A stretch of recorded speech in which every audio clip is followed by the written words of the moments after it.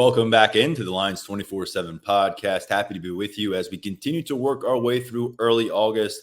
We will hear from one of Penn State's veteran players, sixth-year senior defensive tackle Devon J-Thomas. Recently had that name change from Devon Ellie's. Standout down the stretch last year in his fifth year on campus, earned the starting job as things went on, finished on a high note, and he's looking to build off of that. Not only will we talk to Devon about what he's expecting from his sixth year, we'll talk about that name change a little bit, and we will break down what he's seen around him on the Penn State practice field regarding rising talent, those who are going to step up in different positions, and what he thinks generally about this Penn State football squad as they work their way towards preseason camp. We had a chance to sit down with him one-on-one out in Indianapolis during Big Ten Media Days. So if you didn't catch that on the site then, great opportunity to do that here on the podcast. There'll be a few more veteran one-on-one conversations you'll hear during the month of August as we work our way toward that August 31st kickoff at West Virginia. But we've got news to get to, and that is a key commitment flip for the Penn State Nittany Lions on the recruiting trail in the 2025 class. Cameron Smith, he was a key target earlier in the cycle. Now he is a Penn State commitment, spent significant time pledged to the Duke Blue Devils with Manny Diaz. And we discussed this quite a bit on our last episode of the podcast with Tyler Calvaruso about this being a possibility following a recent visit to campus. We're going to break into that right now with Tyler. Hey, man, didn't take long to get from a flip possibility to a newly minted Penn State commitment in the case of Cameron Smith out of St. Joe's Prep in Philadelphia. Why was this able to get done really early, relatively early when we talk about flips, well ahead of his final season of high school and adding a 24th commitment to this class? Penn State stayed on Smith throughout his process. Even after he went off the board to Duke, the Nittany Lions remained involved. And him popping up on campus for that last bash visit in late July, it wasn't a spur-of-the-moment type thing or a decision that, just happened to come about in a week or two's time. No, this has been in the works for a while. And whenever a guy pops up on campus in late July, especially when he's committed elsewhere, it's noteworthy. It speaks to a guy's level of interest. And that level of interest in Penn State for Smith has really always been there since he was an underclassman. Things in February at the time Smith wanted to commit, they were in a different place. He wasn't as familiar with Tom Allen at that point. He was more familiar with Manny Diaz. And, with Diaz becoming the head coach at Duke, that became an appealing option to him. Penn State also in its own right was doing different things at linebacker. So the timing wasn't perfect. Now it is. So I think that plays a big part in how this was able to come together for the Nittany Lions. And flip season's here. It's been going on across the nation. Now it hits Penn State.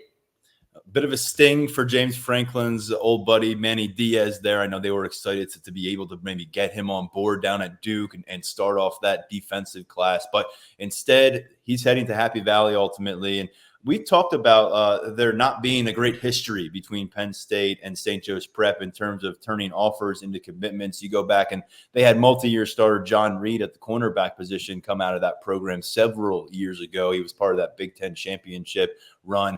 But, there's been a lot of offers that have gone to the school. It's a school that you always want to be, attracting interest from. What do you make of this? This is a guy with South Jersey roots. We'll note that. Cam Smith is new to St. Joe's Prep. But do you view this, before we get into Smith himself, as maybe a little bit more than just one guy? Could this be representative of Penn State making more inroads at St. Joe's? I think anytime you can get in a program like St. Joe's Prep, it's important. Philly has a bunch of talent. A lot of it suits up for St. Joe's Prep, and that is a program that is going to consistently churn out high-level Power 4 talent. So the better off you are there, the better off you are on the recruiting trail overall, and the better off you are with your efforts to keep guys in state. So adding Smith is only a boost for Penn State, especially given what St. Joe's Prep has coming down the pipeline. 26 defensive lineman Alex Haskell is on the board with an offer for the Nittany Lions. And Penn State likes him, and Haskell likes Penn State. He's been around a bunch early in his recruitment, just back on campus for the last batch in late July in his own right. So there's a mutual level of interest there early on. 27 hybrid safety linebacker Brandon Lockley. He's a guy Penn State likes. He was on campus for last batch. So anytime you could get back in at a program like St. Joe's Prep, it's important. And it's been a talking point for a long time. Penn State hasn't brought in a guy from Prep since John Reed. in that 2015 side. So it's almost a decade since a player from Prep has signed with the Nittany Lions. And Smith looks like he's on the verge of changing that. Maybe it changes the tide with St. Joe's Prep moving forward. We're going to have to see. Penn State just got back in at Imhotep not too long ago, and now you're starting to see a wave of guys from that program land in State College. So if you're Penn State, this is a win on multiple fronts. You add a really talented prospect at linebacker, and it just so happens he suits up at a school that you're going to have to recruit on a cycle in, cycle out basis. So this is a multifaceted win here for Penn State, in my opinion. There's always the next man up at St. Joe's. It's just the way it goes no doubt. Basis. And as a coaching staff, when you show up to a high school game, you can feel a lot more comfortable, a lot more confident standing on those sidelines when one of your guys is out there on the field versus a guy that you are part of the crowd of pursuing with everybody else. So for them to be able to show up in Philadelphia for a game this fall and have one of the star players of St. Joe's Prep, projected to join Penn State in a matter of months, I think that's a really good step forward for this staff. And you mentioned the Imhotep success last cycle, bringing in Tyseer Denmark at wide receiver, Kenny Wosley at cornerback, and of course, recently this summer, four-star composite running back Jabri Wallace-Coleman from Imhotep joined the 2025 class. And getting back to Cameron Smith and just who he is generally as a prospect, he's at number 19 overall in our national linebacker rankings. He's number 167 regardless of position. So he is comfortably within the top 24/7 rankings. What stands out about him, what he brings to the field, and where he fits within this Nittany Lions defensive scheme?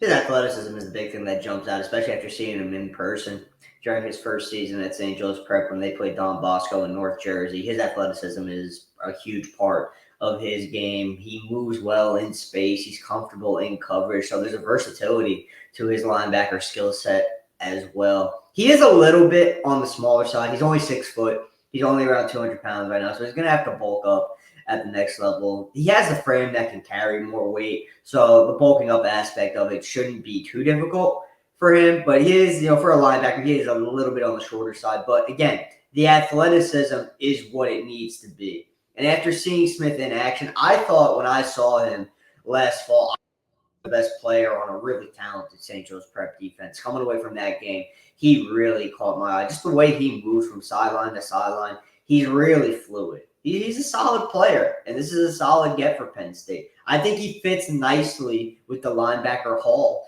in this class. When you look at what LeVar Arrington does well, and when you look at what Alex Tash does well, Smith complements that quite nicely. So I think that this is a really quality addition for Tom Allen. Again, going to have to add that weight, and the height is what it is. But solid player, solid get. Penn State has a lot to work with here with Smith, I feel. And he has certainly established himself now at St. Joe's, but really got himself on the radar in Jersey at Salem High School prior to that move and joining a perennial powerhouse in the region. St. Joe's among the top nationally ranked programs year in, year out. And I just want to piggyback off what you said about linebacker. You mentioned Taish, the in-state linebacker out of Western Pennsylvania. LeVar Arrington II, of course, from California, following his father's footsteps. Name you did not mention is Deshaun Burnett. And when we talk about physical development and all that stuff, and you mentioning that Cam Smith, that's going to be an important aspect for him, getting in that weight room, putting on the necessary mass to compete, weekly in the Big Ten Conference. When you look at Deshaun Burnett, somebody that we got, a firsthand look at throughout an entire afternoon here this summer during a 7-on-7 tournament, there's nothing lacking in size there. In fact, if folks have listened to this podcast, when we brought him up, I continue to say, I'm looking at a future edge rusher. It's hard for me to kind of shake that from my head. But at the same time, there was some sentiment that might be the case with Tamir Robinson a couple of cycles ago. And lo and behold, here he is really thriving at the linebacker position. So when it comes to Deshaun Burnett, is he in a bit of a gray area right now?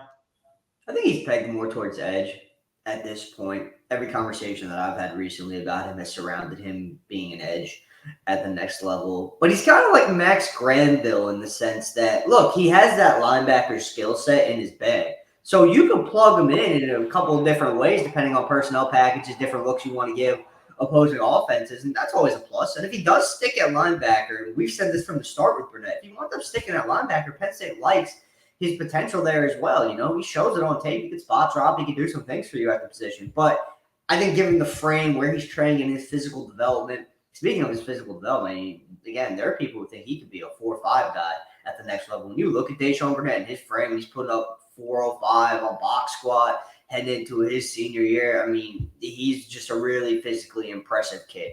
I think edge is probably best suited for him given where he's heading, so I understand why that's the thought. But wherever he lands, Penn State likes him at the next level. But when we talk about numbers by position in this class, get more as an edge, that leaves Penn State with 3 linebackers at this point in the cycle. Yeah, that's 3 linebackers, which is you got 2 linebackers in the 2024 class. Anthony Specca and Kari Jackson are now on campus. You did sign and add 3 linebackers in the 2023 cycle that they really liked, but we've already established what happened, and Kavion Keys no longer on the roster, so you're left with 2 guys from that class. So essentially, with Keys out of the picture, you've got back-to-back years where you've got a 2-man group, and you've got to build off those guys. So looking like a bigger linebacker unit, even if Deshaun Burnett isn't a part of it in 2025. Tyler, just really quickly going back to Cam Smith before we move on to some other 2025 recruiting class questions. His offer sheet, of course, Duke was on there, but also Syracuse, Boston College, Michigan, Pittsburgh, Rutgers, Texas A&M, and West Virginia. How notable of a recruiting win is this for the Nittany Lions in the grand scheme of things? Because there has been a lot of consternation about their inability to bring in some quote unquote local talent during this recruiting cycle.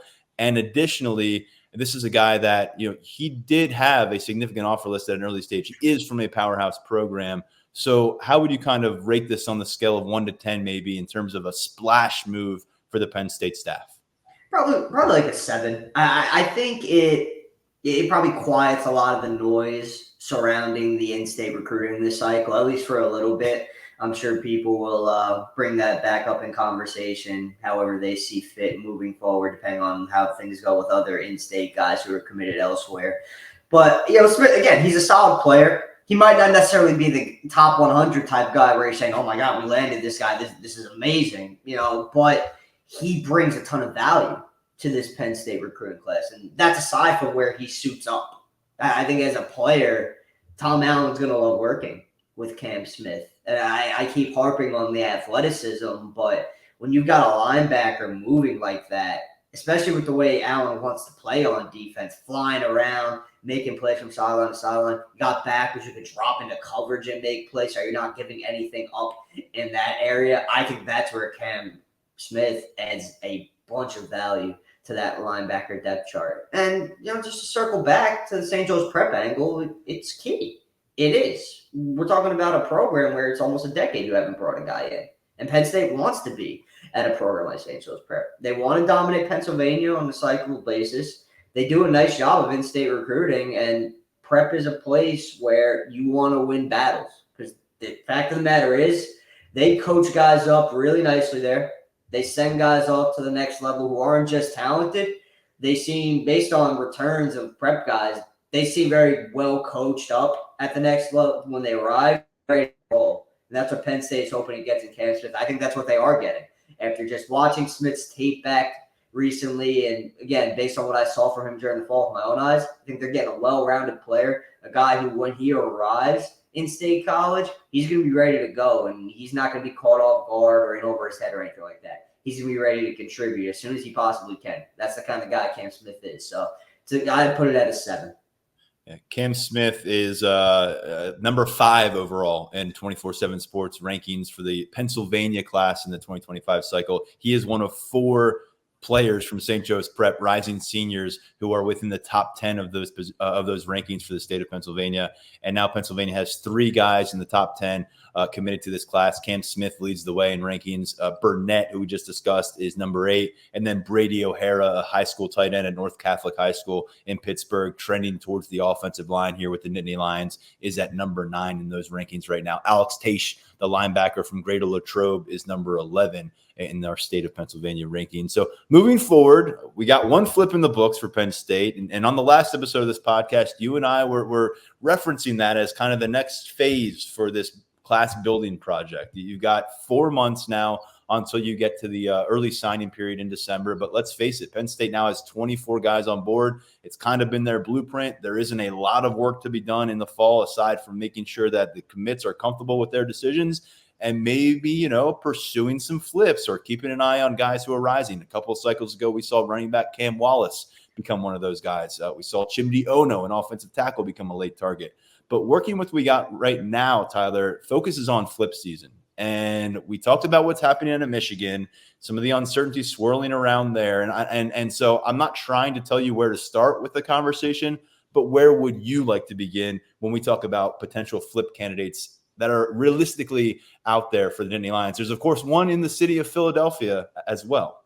Yeah, I'd probably stay within the city to start the conversation with Zahir Mathis, top 24/7 edge rusher who's committed to Ohio State. Keeps getting back to campus, and that's always noteworthy. 2 trips to State College in as many months. One was an official visit, the other was his last batch visit. So that always opens some eyes, especially when it looked like Penn State was out of this race at the time. Mathis committed to Ohio State in the winter. Deion Barnes has played a big part in Penn State sticking around here. He's going to keep working on Mathis. His timeline is probably extended. I don't think that I would expect anything from him anytime soon. He still has to get back to Ohio State for that official visit. Really moving off Ohio State before he returns to Columbus for that official doesn't really quite make a whole lot of sense to me. I don't think there's really much benefit for him in doing that. So this is probably a slow burn. If it's going to happen for Penn State, it's going to happen probably a little bit later in the cycle.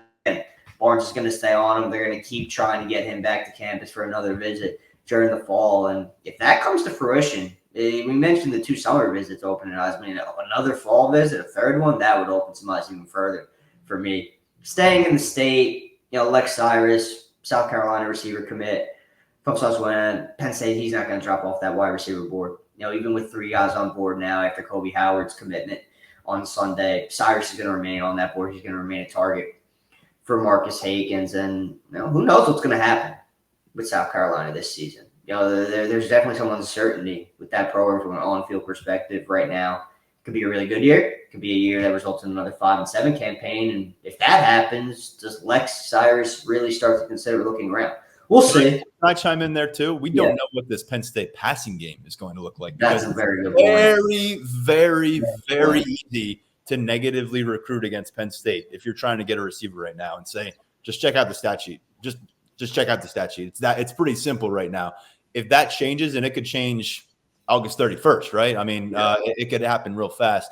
That obviously opens the door. And I just want to note here, because we're talking about in-state guys, and that's been a theme. Mathis is number 3 in Pennsylvania state rankings, and then Lex Cyrus is number 7 in those rankings.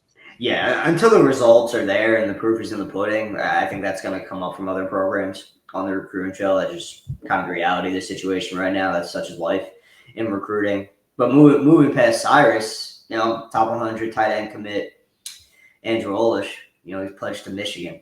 And that's another in-state guy. I don't see him dropping off the board. As much as Penn State loves Matt Henderson as its tight end commit, Andrew Olish would be a nice +1 in the class. And with everything going on in Ann Arbor right now, we got to see how things play out. But Penn State's remained in contact, and the door hasn't been shut from what I've been able to gather. So we'll see what comes about on that front. It's not Olish is number 2 in Pennsylvania state rankings. So again, these are some big fish in the Pennsylvania pond that we're not quite shutting the door when it comes to Penn State here in August. Another one who, Penn State would love to keep home if it can. I think there's a possibility for it. I think it's a less than 0 chance, but it won't be easy to get him off Michigan. Based on what I've heard, I think he's pretty solid with the Wolverines. But again, the door's not shut. I think you mean a greater than 0 chance, because a less than 0 chance. Oh yeah, very doesn't sound so good for the Nittany Lions. Yeah, that would that would pretty much just squash every single thing I said about him. Yeah. So, but it's not necessarily an in-state recruitment anymore, depending on how you look at it. But Michael Carroll, now that he's down at IMG Academy, Alabama, he's locked in with the Tide. But Penn State would like to get him back to campus for an official visit in the fall in perfect world, because Staff didn't get its chance with Carroll during the summer. He committed to Alabama just before his Penn State official visit was coming up on the schedule. And really, Alabama just did a nice job in that recruitment. They didn't do anything necessarily special. They just did a really solid job with Carroll from the start. Kelly DeBoer and his staff did a great job recruiting him, and Bama just straight up won the recruitment. And for Carroll to wrap things up before making it to Penn State with his family for another look at the place where his father played and all that stuff says a lot about the work Alabama put in there. So Penn State would like to get Carroll back for official in the fall if it comes together. If it does come together, again, definitely noteworthy because he's a guy that Penn State staff really, really likes. Phil Troutman really, really likes him. And Penn State will stay on him. That's really just the in-state part of the potential flip equation. I don't see Penn State giving up on Brandon Finney, top 100 cornerback out of McDonough, who's committed to Oregon. I don't see him giving up on him until he signs somewhere. That was one Penn State looked really, really good for until Oregon swooped in late, as it tends to do, and they got one done. Between Finney being a McDonough kid and the relationship he has with Terry Smith and the standing Penn State had in his recruitment for such a long time, that's one the Nittany Lions probably won't let go until he signs somewhere else. And the other one who jumps out at me is Romero Eisen, the USC wide receiver commit. He's also out of Maryland. He shoots up for Baltimore City College. Penn State worked on him for potentially getting back for last bash. It didn't happen, but he's still on the board for Marcus Hagan. So there's still a lot out there for Penn State on the flip front right now. And we're talking about names we know here on early August. There'll be some new guys popping up potentially, depending on how things play out across the nation. Some programs underperform, maybe some doors that aren't open right now open up. We're just going to have to see. But when it comes to flip names, and really up until today, Cam Smith was the only one I was monitoring in the short term. I think if this is going to happen for Penn State with any of the guys I just mentioned, it's going to be later on in the cycle. Okay, well, we'll keep tabs on that. 24 guys in this class now, currently ranks 13th nationally in our 24/7 sports class rankings. Tyler Calvaruso, appreciate it. Whenever breaking news pops in the Penn State recruiting world, we know you're on it at Lions247.com, here at Lions 24/7 podcast. Brian Doan has a full breakdown at Lions247.com. He caught up with Cam Smith about this decision to flip from Penn State, what motivated him. Tyler has some supplemental pieces about what this young man brings to the Lions class, what he has accomplished so far at the high school level. Mr. Calvaruso, appreciate the breakdown as always. Follow your coverage. Yep, thanks, man. Appreciate it. Excellent stuff from Tyler Calvaruso, as always, on the recruiting trail. We are now going to shift over to a conversation with one of Penn State's most veteran players, sixth-year senior defensive tackle, Devon J-Thomas. And just to set the stage for you a little bit, we had this conversation a couple weeks ago out in Indianapolis in the CBS studio suite. Had a chance to sit down across from him and a couple different veterans. You'll hear those interviews later. We did post videos of those interviews at Lions247.com on the site at the time, but wanted to share those here on the podcast, and hopefully this is fresh content for many of you. But without further ado, here is that discussion between myself and Devon J-Thomas. Devon, I've been talking to you for a long time. It's the first time I've called you by that name. It's been Devon Elise to us for a long time. So first chance to speak with you since this name change. It's been reflected on the roster. What led to it? Why was it important for you? Everybody else in my family is named Thomas. And then the decisions that my father has made and my mother has made, they've always taken care of me. And so I just thought it was important for that to reflect in my name. Thomas is my father's last name, and he's just been such an incredible mentor to me just throughout my whole life. And then he's just taking care of me and my family, so I thought it was only fitting to change it from Elise to Thomas. Now, how about the J aspect of that? Oh, the Jennings, of course. That's my family name on my mother's side, Jennings. Jennings, that's a huge family name for us, so I thought it was important to reflect both sides, so hyphenated, Jennings, Thomas. So I'd imagine, 5 years into a college career, you've established a bit of a brand for yourself, and so this wasn't a light decision. Was this something you've been thinking about for a while, and why was this the right time for your name change? Oh, for a long time, for years now. But I do believe that this was the right time just because of the transition that I'm making, coming into this space now. I've never been to Big Ten Media Day, but now it's such a huge year for me. I feel like it's only right to have that year reflect, all the work that my family and I have put in. And you can't talk about the work without talking about my father and my mother, and just everything that they've done for me. So I feel like seeing as though this is a big transition year for me from college to the NFL, whatever the situation may be, I feel like it was important for me to do it now. When you arrived in Happy Valley in 2019 as a freshman, you didn't know or realize you'd be available in 2024 to stick around playing college football. But COVID happened, and you did have that 6th year. You chose to use it. You finished really strong last year in the starting lineup. How have you kind of seen that decision really pay off so far in 2024? Oh, it's paid off dividends, As an older guy in the room, it's given me an opportunity to be a leader for the younger guys in the room, as well as just helping me grow as an individual and as a player. Everybody takes that extra year or their years of eligibility for granted, but I feel like this year, in terms of the way I play, the way I operate, this year has been instrumental in helping me towards my transition into that next stage. There's a group of older gentlemen in that defensive line room, 6-year players, yourself, Smith Vilbert, Hakeem Beamon. Yes, sir. What's it been like to get another run with them?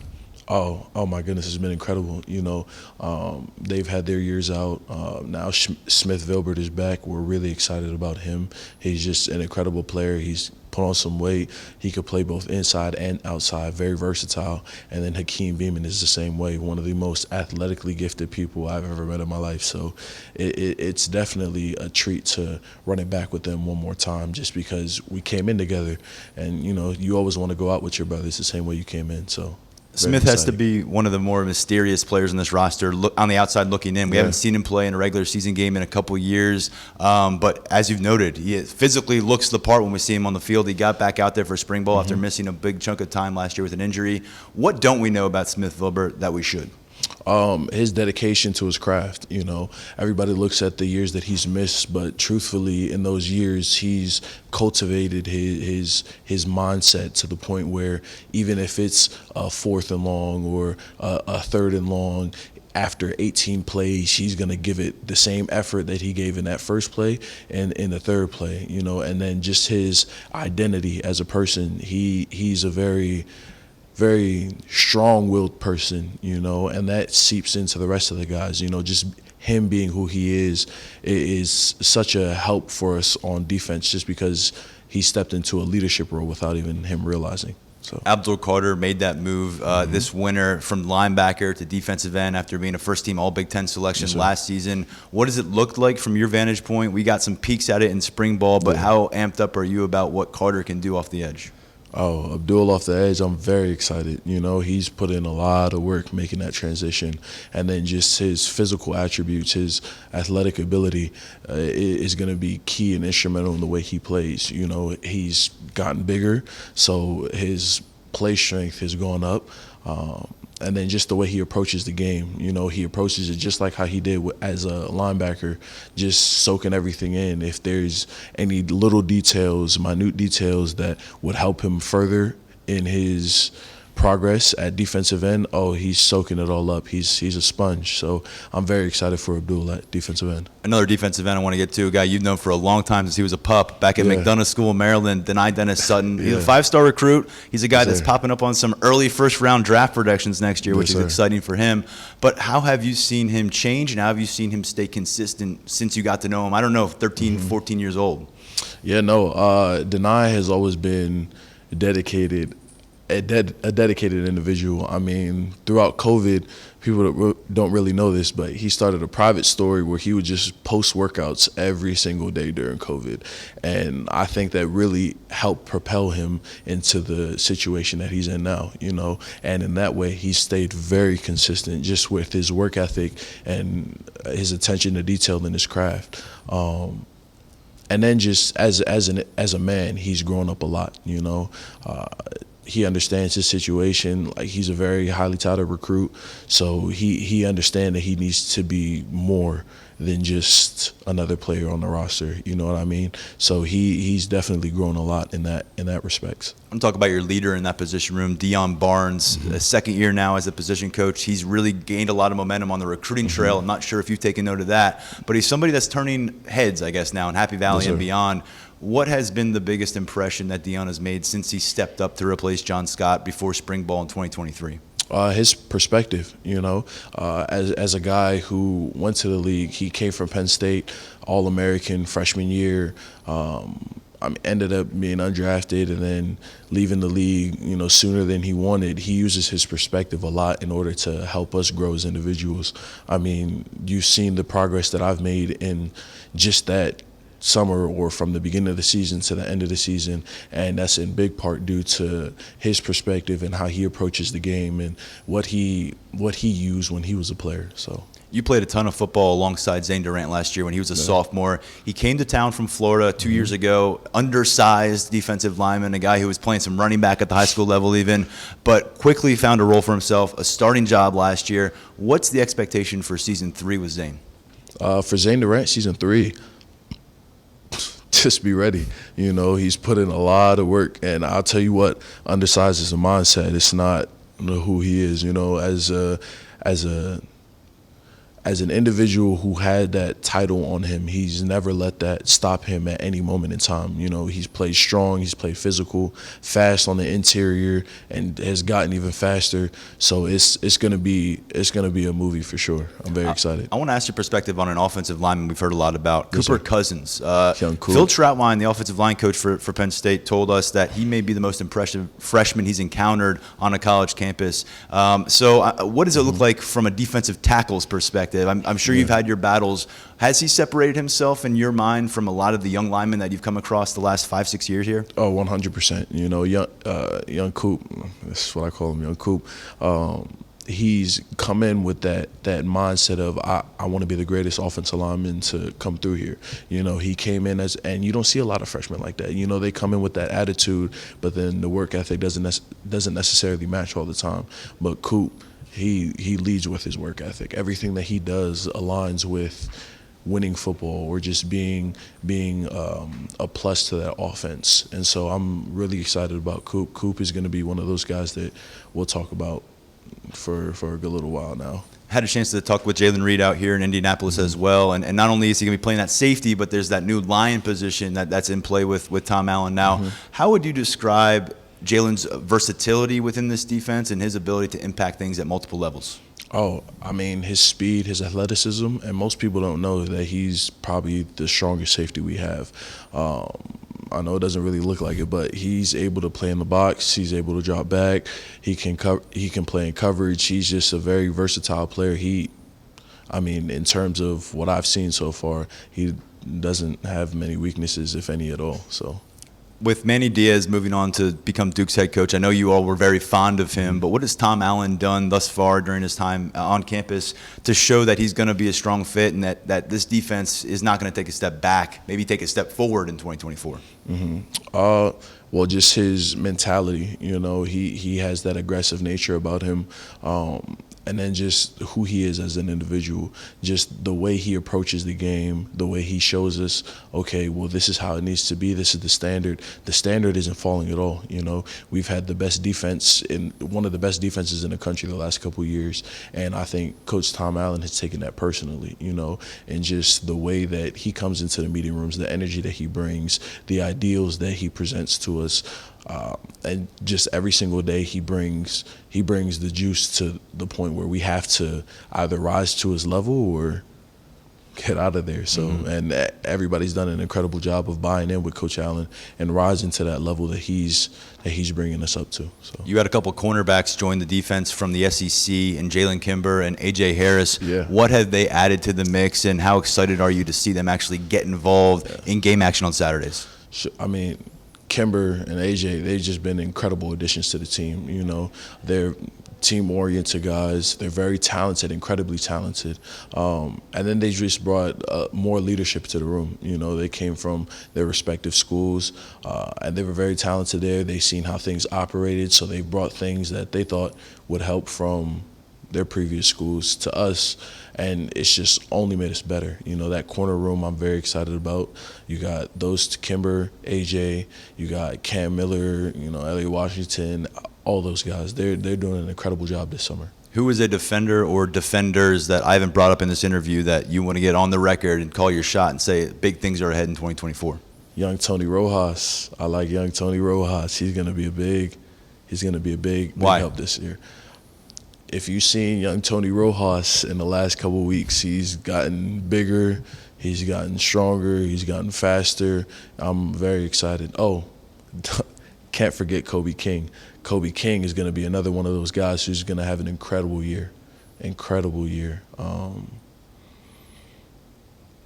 Yeah, that's. You're going to get some guys being like, why didn't you mention me, right? Oh my goodness. It's always a tough thing. But, it's always a tough thing. On the spot, you can't remember everybody. But our defense is incredibly talented, like, all the way around. So I'm not really worried at any position just because everybody's grown up so much. We are older team, so really excited. Thanks again to Devon for his time out in Big Ten Media Days. He's a guy that we'll certainly catch up with again on the practice field before fall camp comes to a close. That's going to close out this edition of the Lions 24/7 podcast. Thanks as always for joining us to listen or watch on YouTube. We will come back with a third episode this week as we start to intensify our coverage with preseason camp well underway now. We'll be back on the practice field, in fact, for another look at these Nittany Lions on Thursday. So I encourage you, later in the day Thursday, head over to lions247.com for our full practice report. We'll have a photo gallery coming out of that practice availability as well. And after the practice session, we're going to get a chance to hear from James Franklin, defensive coordinator Tom Allen, and a few different Nittany Lions to bring us fresh perspective on what is occurring lately through 1 week on this Penn State football practice field. For now, stepping aside, I'm Tyler Donahue. Thanks, as always, for listening to the Lions 24/7 podcast.